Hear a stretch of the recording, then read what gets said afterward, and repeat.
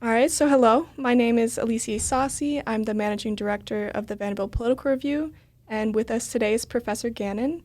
He's an assistant professor in the political science department and a faculty affiliate at the Data Science Institute at Vanderbilt University. Professor Gannon is an expert in international conflict, specifically as it relates to a state's military power and capabilities, political economy, and international conduct. He's previously held fellowships at the Council on Foreign Relations, Harvard Kennedy School, NATO Defense College, and the Notre Dame International Security Center. So, Professor Gannon, thank you so much for being here with us today. Thank you for having me. Excited to be here. All right, so today we'll be discussing the Russia-Ukraine conflict, and this is especially relevant as we come off a historic election during a very turbulent and interesting time both in our own country but also the world. And with the election of Donald Trump just a week ago, there's a lot of questions about the future Ukraine, specifically aid, which to date totals $64 billion, and has played a critical role in their military efforts. And to set the stage for our conversation, right now in the Russia-Ukraine conflict, we have seen territorial losses in October larger than in any month since 2022, an increase in soldier desertion, North Korean soldiers on the front lines for the first time, and extensive Russian attack expected in the coming days. So to kind of kick things off, my first question for you is, are you optimistic or pessimistic about Ukraine's future military efforts with these mounting internal and external challenges? I'd say pessimistic. I think if I was a Ukrainian waking up the day after the U.S. election, I would have been much more pessimistic than I was 48 hours beforehand. I think that this is a conflict that what many predicted at the start, which is that the longer it drags on, the better Russia does, and the better their longer-term outlook has proven to be true. I think what we're seeing is that Ukraine's smaller number of personnel, the amount of foreign military aid that they need, and the speed at which they go through munitions and equipment is increasing and requires a very constant supply of assistance from the West. And so I think that what we've seen is these Russia gains are a product of them just being a larger military that has more equipment, that's able to replace personnel, deal with recruitment, deal with new capabilities in ways that's more than what Ukraine can manage. To see foreign aid, even if we weren't under a Trump presidency, even if Harris had won, would that still be enough? Is sustainable for Ukraine to continue this conflict regardless of aid? It's hard to say. About 6 months ago, I was long thinking that this was sort of an important inflection point in the war. I think that this changes the morale and the calculations of both sides for where they see this war going in the future. I think that Russia now has a boost to what they think is, if we can hold out for 2 more months, Ukraine will start to fight worse. They will lose morale. They're losing Western support. One thing that I think is a really important part of the Trump presidency and his approach to foreign politics to think here is, for President Trump, politics is transactional. And I think that what he is going to see and what we've seen with the appointments that he's made in the recent days is people who favor the view that the United States isn't getting anything out of the war in Ukraine. And I think that what Ukraine's challenges in the coming days is to convince the United States and convince President Trump there is something that you get out of us winning this war. And I think that absent a success on that front, the United States is going to tail back aid, curtail aid, and make the aid transactional in the sense that they have to convince Ukraine, give us something, and in exchange for that, you will get further assistance. I think that that's going to be somewhat of a tough sell. And that's why I think that assistance from the United States to Ukraine is likely to decrease fairly significantly in terms of the actual materials that are being provided, but also the conditions and the use for that aid that does end up still going through. So you've started to touch on the second question I kind of had, which was on the Trump presidency. So you mentioned you expect a diminish or halt of aid to Ukraine. So is this how you think Trump will approach this conflict, or do you see him continuing down a similar path to Biden, or is that just going to completely end? In one sense, I think a part of my answer is that it'll be quite different. I think it'll be radically different in the sense that the Ukraine's actions will determine if aid increases or decreases, and a lot less freedom will be given to them on that end. One of the things that Biden was criticized for, is currently being criticized for, are the conditions that are being placed on Ukraine against things like doing long-range strikes within Russian territory, for example. I think that those kinds of things strengthen or become more intense under President Trump, where there'll be more conditions about what you have to do to get assistance that'll be more about being victorious rather than the opposite. And so I can see a situation where Trump's transactional approach to politics is, if Ukraine is winning, I will help them out to be on the winning side. But if Ukraine is losing, Trump wants out and doesn't want to be on the losing side. And so I think that that creates this paradoxical situation where Ukraine is less likely to get aid when they're most in need of it. How do you think Europe will respond to this? I know a lot of times NATO, the U.S. is seen as kind of the leader of it.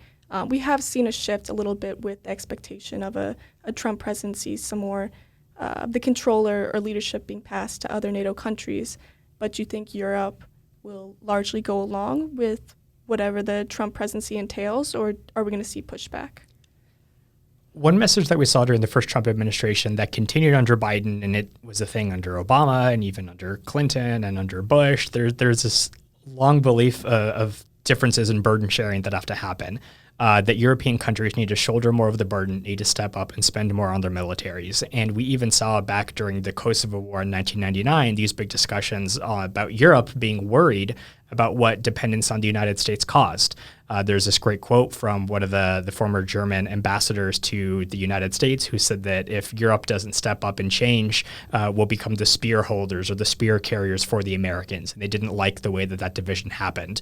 But that division has largely continued with the United States, as you mentioned, shouldering a large part of the burden, especially for high technology military capabilities, advanced munition, fighter aircraft.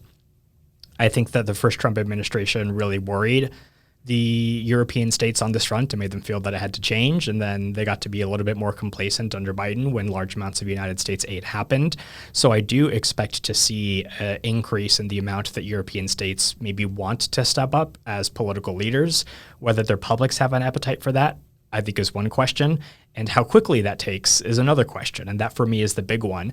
For Europe to be able to develop the industrial capacity to compensate for reductions in U.S. assistance, we're talking the order of magnitude of years. This isn't something that happens in days, weeks, or even months to produce this equipment. And so I think that what would happen is there's some time gap between when the United States leaves and when Europe is able to fill that vacuum. And that time gap produces a very firm deadline for Russia to say, hey, we can try and win this conflict and nip it in the bud before Europe is able to step up to the plate. And so I think that Europe is realizing that that's something that's required, but a little bit too late. So you don't think Europe could fill the gap or this funding gap if Trump does decide that he's going to halt or end this aid to Ukraine? No. I think that they can fill it a little bit in the short term. I think Poland can step up. I think Germany can step up. The United Kingdom and France have indicated that they're resolute in their continued support for Ukraine. So in the short term, that can happen. In the medium term, I think that there's a huge slump and an inability to sort of keep the faucet on at a high degree. And then in the long term, maybe they'll have the industrial capacity to do this if political will among their publics continues.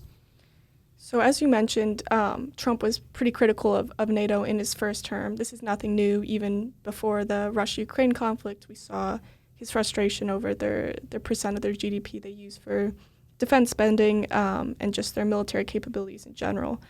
So do you think this seems to be an issue? This seems to be an issue that regardless of wars, NATO needs to step up, or other NATO countries. Do you see this as more of an issue, is now is not the time to push NATO countries, or to kind of threaten leaving as he had in his first term? Do you see this as is it more important for the West to remain unified, regardless of the challenges of NATO?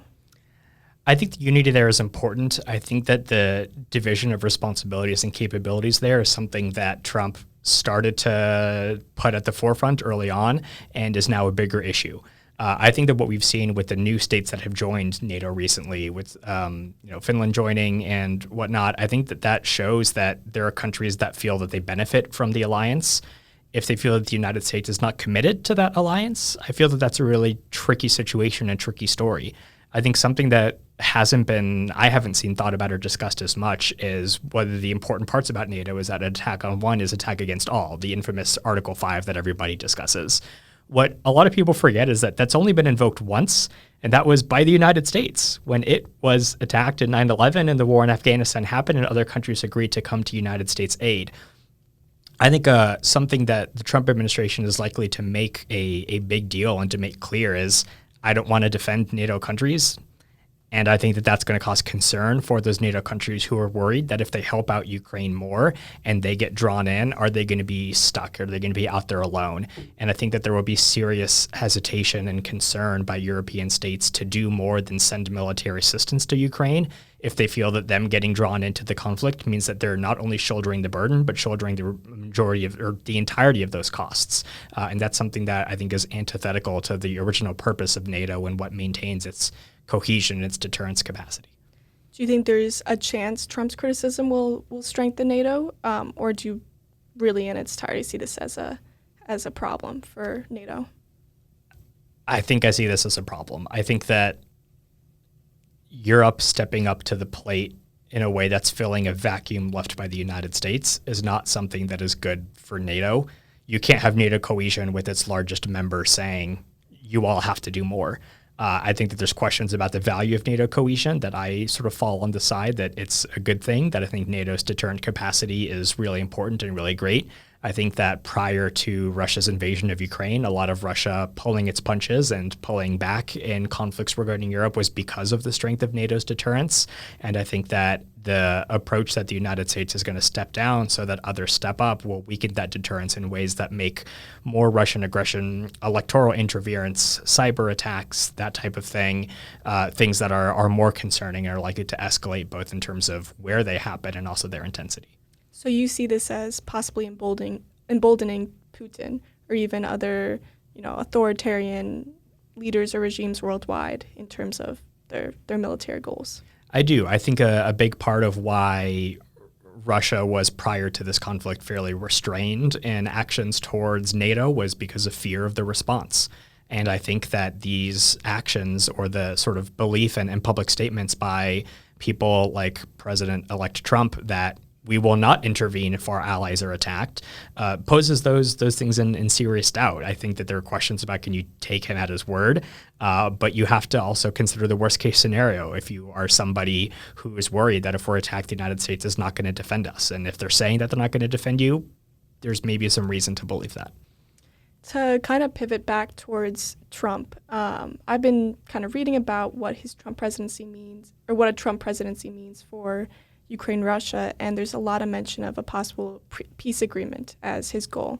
On the campaign trail, he mentioned that he'd end the conflict in one day. He never really said how he was going to achieve this, but some have been, within his administration, kind of promoted as a peace agreement. Do you see this as a course of action of Trump, and is this feasible? I don't see a peace agreement that is good for both sides. I see a peace agreement that Russia wants and imposes, and the United States telling Ukraine it's that or nothing in ways that allow the United States to claim a victory. What Putin was on television a week or so ago talking about was a peace agreement that involved the freezing of borders at their current location, Ukraine promising not to join NATO for at least 2 decades, and a ceasefire area across the entirety of the border. That's the current border of where the conflict is happening. I think those are all things that dramatically benefit Russia and that make things really bad for Ukraine. I think there's been a serious underestimation about the effect this would have on refugee crises and a refugee flow of people that have to leave Ukraine or the current border conflict area into neighboring European countries. That'll cause a gigantic economic burden on them. I think people haven't thought about the military cost of this. You have to have roughly a battalion every 7 miles or so of 1,000 or so people, and carrying that out on the entirety of the current border of the conflict is Europe's entire military. And so I think that that's something that's really great for Russia, is if Europe has to spread their entire military across this incredibly long border. And so I think that those are things that do not benefit the Ukrainian people and do not benefit the European continent. I think that what would have to happen for any type of peace agreement to be something that is good for the Ukrainian people is something that pushes Russia back, that encourages them not to do these types of actions in the future. And I think that the tricky political part of that is convincing President Trump that this is a win for him. I think that he can view a lot of ceasefires or peace agreements that benefit the Russians as being things that are good for him. So I think that the rhetorical push and the political push by Ukraine and by European countries towards when negotiating with Trump and speaking to Trump about these things is you don't want to be known as a president that lost the West. You don't want to be the president that's known as losing Ukraine and causing this violence and horror to happen. And I think that there are ways in which the way that Biden has been talked about with the withdrawal from Afghanistan, the way that he was regarded, people say it was a huge failure, it was embarrassing for the United States. I think you have to convince Trump that this will be his Afghanistan. And that is something that I think puts personal reputation and personal stake on it in ways that will encourage him that Ukraine winning is better for him than an end of the conflict that ends things on Russia's terms. Why do you think Trump would want an agreement that ended up with, I guess, Russia being favored? I think he will see it as I ended the conflict. His view will be this conflict is long, it has gone on long enough, it is better to end it now, cut the losses, and reduce the amount of additional spending that's happened. And so I think that spending angle of I've stopped this endless, needless, unnecessary U.S. spending on the conflict is something that he will see as being a victory. I think that he will he'll be able to market or sort of push rhetorically, battlefield deaths have gone down. That means that I was successful at ending the war, even if there are longer second, third, and fourth order deaths that and injuries and sort of conflict and instability that happens after that. With the way the current war is going for Ukraine, do you think a peace agreement will ultimately be the only course of action with their apparent territorial losses and challenges, or do you think there's a different way that this should go? Big picture, wars end when both sides agree on the expected outcome. You can think of this as a game of chess, where I feel when I watch the professionals playing chess, there'll be a series of moves, and then one of them resigns. And I can't tell what happened by looking at the chessboard as a non-expert, but what happens when one side resigns is they've both agreed on how the game is going to end before it gets there. And the game doesn't end until they both agree. And conflict is the same. And so I don't think that we'll have a peace agreement until both sides agree this is the way that conflict is going to end. If it becomes apparent that Russia is going to be successful and they know it and Ukraine knows it and they each know or believe that the other side knows it, then that's when a peace agreement actually happens. And so this is where I think that the quote unquote peace agreement could happen under a Trump presidency if Trump convinces Ukraine, I'm going to withdraw my support, which means you're going to lose if the fighting continues. Then they will feel that the end to fighting is a way of cutting their losses and making them better off. The role of Europe in that, I think, is incredibly important and unknown. And so that, I think, is the important question is will Europe still try to reassure Ukraine we can win this or we can create different terms if we continue fighting? Do you think Europe will eventually give up as well if they see the war going in Russia's favor and concede to whatever President Trump prefers? Or with their a lot closer to Russia than we are, do you think they're going to keep in the corner of Ukraine regardless of what the U.S. pushes? I think there are two things that play a really big role. The first, like you mentioned, is distance.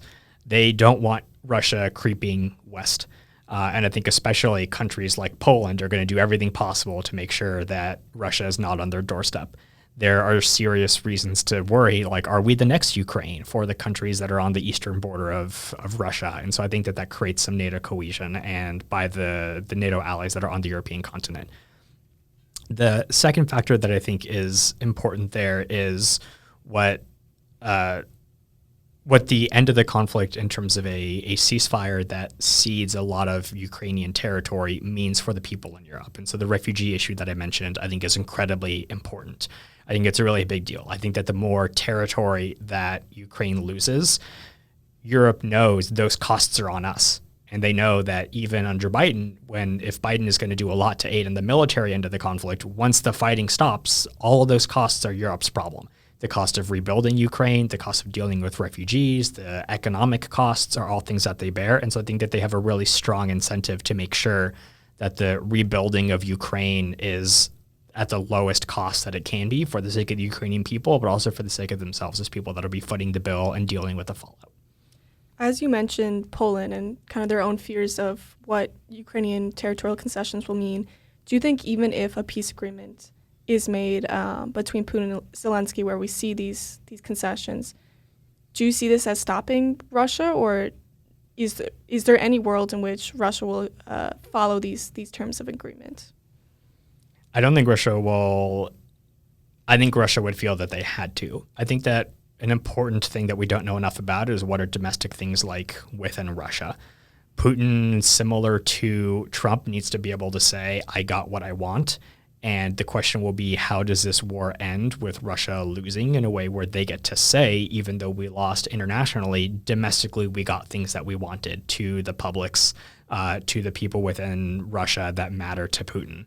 I think this is where Putin, what his incentives or goals are, is unknown, has always been unknown, and we can sort of theorize or hypothesize about personal motives, the greatness of the former Soviet state, the importance of Sevastopol as a naval base, but we don't really know for sure what combination of those things matter. It's a version of an unstoppable force against an immovable object. If it's for Ukraine, if you do not win, you cease to exist. And for Putin, if you do not win, what happens? And that we don't know, but that's what determines how much each side is willing to give up or accept a loss. To pivot a little bit, as we've been talking about NATO, Ukraine, and also other countries entering NATO, do you see a world in which Ukraine will enter NATO in the future? I know this has been talked about with European countries. President Biden has mentioned like a future possibility of it, but has been pretty hesitant. Do you think this can occur with Russian aggression and their own kind of pushback, their obvious pushback against this? And would this even be beneficial for NATO, or do you see this as a cost for the West? I think that's something that's really hard to theorize on, because I think it's a lot more long-term than people think. If we look at the former Soviet states that joined NATO, 1991, the Cold War ends and these countries put in their petition to join NATO, and it is years later when this actually happens. And we see 1999 and 2004 as being the major waves of NATO expansion. So we're looking at close to a decade is how long it took for countries to join NATO in peaceful times. And some people think that under wartime this would happen faster. I think the opposite. I don't think that Ukraine joins NATO during war. I think that after the war ends is when a discussion about those sorts of things begins, and considerations for what is Ukraine's political future, what is the state of their democratic governance, those things all play a really important role in NATO membership. And so I think even if there are actors that are interested in Ukraine joining NATO, I think that we're looking at least a decade off if the war were to end today on terms that are favorable to Ukraine. What would the benefits be of Ukraine entering NATO for countries like the United States, or as we've seen like with the pushback, is this more of an additional burden that will be viewed by the administration, or whichever administration is in power at that point? Hopefully we don't know what administration is in power 10 years from now. I know some people have some thoughts about how future elections are likely to go. I think that Ukraine benefits from NATO membership. I think that there's important economic benefits that we've seen from joining institutions like the EU and NATO. I think that there's political benefits to forms of democratic governance and the types of models and the states that you're able to emulate and interact with that are good. I think to ask the question about does the United States benefit from Ukraine joining NATO is implicitly has a question about what is the U.S. national interest. And that I think is the main thing that's being debated in Washington, D.C. right now is how do we think about what is the national interest both for citizens and for the government who is supposed to be responsive to those citizens as a part of being a functioning democracy. I think that that's something that looking at Trump's advisors and their opinions and statements will matter a lot. I'm of the opinion that it should matter for the United States if people that are not Americans around the world are dying. And there are differences about the costs that the United States should bear for the sake of non-Americans. And so I think that knowing where someone stands on that question is my way of not answering your question by saying that that's, I think, the question to look at, or the factor on which it depends. That I don't really know whether there's the right answer for the United States. But I think that Russian aggression and killing of non-Russians and Russians, but in this context, the invasion and violation of territorial integrity of other states is bad. Is it bad for me personally? I don't think so, but that's not the way that I view national politics. Do you think this may be a pretty pessimistic view of politics and presidents, but it kind of seems like we don't do anything until it hurts us, or until, it it's within our own interests. So if the senseless death of Ukrainians doesn't, I guess, directly affect our government, kind of, do you think any president will see what the point is, or is it kind of going to be a, this isn't our problem, we'll push it off to the future and just continue doing that until, either Russia wins or I guess just in terms of NATO, nothing happens? Yeah, I think what I like about that question is it makes me think about how do individual Americans feel the cost of the war? And in one sense, the answer is like not at all. Like we hear about it, we see it on the news, or we view it on TikTok, or whatever outlets we have to ways that we see things happen in our country. But I don't like feel an increased tax burden from the war happening. When I go to pay taxes, in April of every year, you don't see the itemization of what your tax dollars are going towards. When we hear like, oh, I don't want my tax dollars going to this war, I really don't think most Americans feel it that way or think about it that way. I think that there's ways in which it can be marketed that way by politicians, but I think that this is where the issue about U.S. troops as opposed to aid is a place where we do feel that difference. And so I think that there's situations where, in line with the way you're thinking about your question, we're not willing to have Americans die for the sake of people in another country. And I think that fatigue is likely to continue. So I think we're willing to take out of our pocketbooks when we don't know how much it costs and we don't feel it. And politicians who are against it will talk about the trillions of dollars that are spent or the billions of dollars that are spent, and that will mean something for people. But I think only those that are already predisposed to feeling that way. So I don't think hearing about the cost of the war changes people's opinions on whether they support the war or not. I think it's more of a Rorschach test of you use that as an excuse to decide whether or not you think it's worth it based on what you already believe.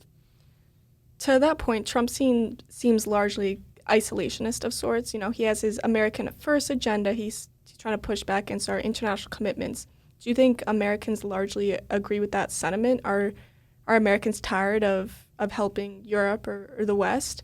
Or do you think this is more of a Trump perspective? In one way, you could say that like 50.5% of Americans feel that way. That's the number that voted for them. I think it might be more realistic to say that most people don't vote based on foreign policy. I think that we can think of a lot of other things that explain why people voted the way they did in the last election, and that can coincidentally correlate with reasons that people voted for who they do, but I don't think it explains the causes. I think that with the exception of specific subpopulations on the Israel-Gaza conflict, most people did not vote based on their opinion on foreign policy. And so I think that Ukraine is largely in the background of people's minds. I think it doesn't matter for the way that a lot of people vote. I think that Trump is generally isolationist, and some people who are in favor of that hope that by spending less time, effort, and resources on problems overseas, we can devote those resources to problems at home that matter. I think that makes sense theoretically, but I don't think that's how this would actually happen. And so I think that an important question that hopefully people do push the Trump administration on is, okay, if we're not intervening in Ukraine, what are we doing with that time and money instead? And how are those things that benefit the U.S. population? And I think the answers to that question are important. But I'm not under any illusion that if the United States spends $100 billion less on Ukraine, that it's going to devote that money to climate change or healthcare or domestic poverty or something. And so that I don't think is the right way to think about why it is good to withdraw for that conflict or save U.S. resources on it. Before I get to my final question about kind of what you would do if you were in the administration, which I know is a very loaded question, first I want to hear what you think the Biden administration has done well in handling the Russia-Ukraine conflict. Obviously, it started under this administration in 2022. And then what you see as the challenges or the issues with how they approach foreign aid or military aid, it's just as well as the conflict in general. I think the strengths by the Biden administration have been a fairly consistent flow of military aid. It has not been something that we give you a bunch up front and we say, good luck, figure it out, and then handle the rest on your own. And so I think that the continued renewals of aid have been helpful, and it has made it somewhat predictable for Ukraine to know how that aid is going to happen. And that's obviously something that's going to change, but I do think that that's been good so far. I think that the Western technology is also good. Like the weapons that the U.S. has sent to Ukraine are very good at doing the things that they do. The air defense systems, the HIMARS, the long-range rockets and missiles, they're good. Western technology, it's good at fighting wars, and it has existed in its supply that has been not necessarily what you want, what Ukraine wants, but when you want a blank check, I think you'd be satisfied with what you have. The two things that I think have been difficult is I think we'll find out more later on about the conditions that have been placed on this aid. The one place that we've seen is conditions that the United States has placed on stuff like striking targets that are in Russia.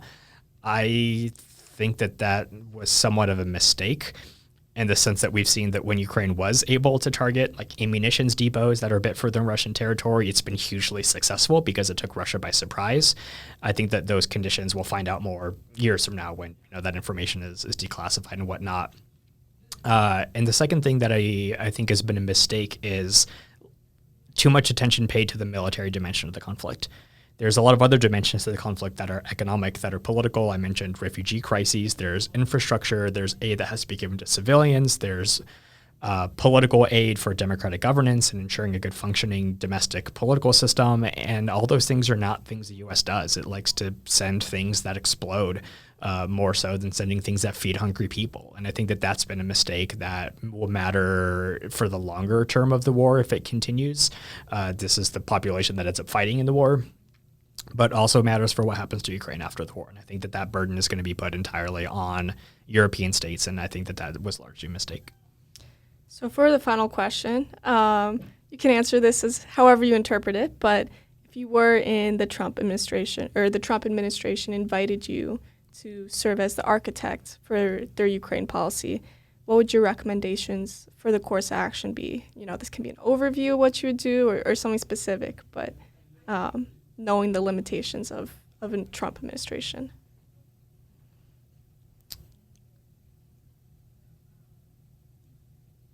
It's quite the loaded question.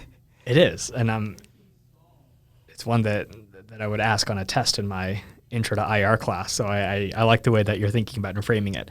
I would continue aid to Ukraine.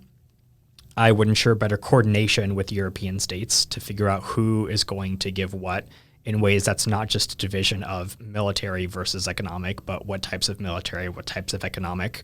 I would ensure longer term support that is things like training and personnel and logistics and things of the sort. And I think that there's a bunch of backdoor, that's sort of the military dimension of it. I think on the political and diplomatic end of things, I think that there has to be a serious signal that I would try to send to Russia that says, here's the conditions under which we stop, and maybe we give you an out. Maybe there's something that the West is able to do to satisfy Russia. And I think that a lot of that has to be predetermined ahead of time to come to the negotiating table with an offer that you already know Russia is going to accept. And that's the way that I think a lot of these offers end up happening. And I don't know if that's some territory that is given up, or maybe it's a promise not to cede further into Russian territory or bomb into Russian territory, or maybe it's assistance that's given to Russian civilians in places in Russia where conflict has happened. But I think something of that sort.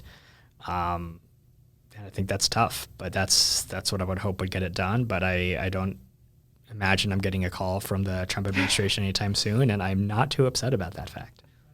All right, thank you so much. On that note, we're gonna end the podcast for the day, but I do want to make a plug for your class to other students. I had the privilege of taking your Intro to International Politics class last fall. It was truly an amazing class, and as this podcast shows, it's increasingly relevant. So to any students watching, I hope you take the class. And you may even get to meet the Instagram famous pug, Monster, who showed up to our class a couple times. So yeah, overall, I highly recommend taking a class with Professor Gannon. Thank you for the kind words, and thanks for having me on the podcast. I really enjoyed our discussion. Thank you so much.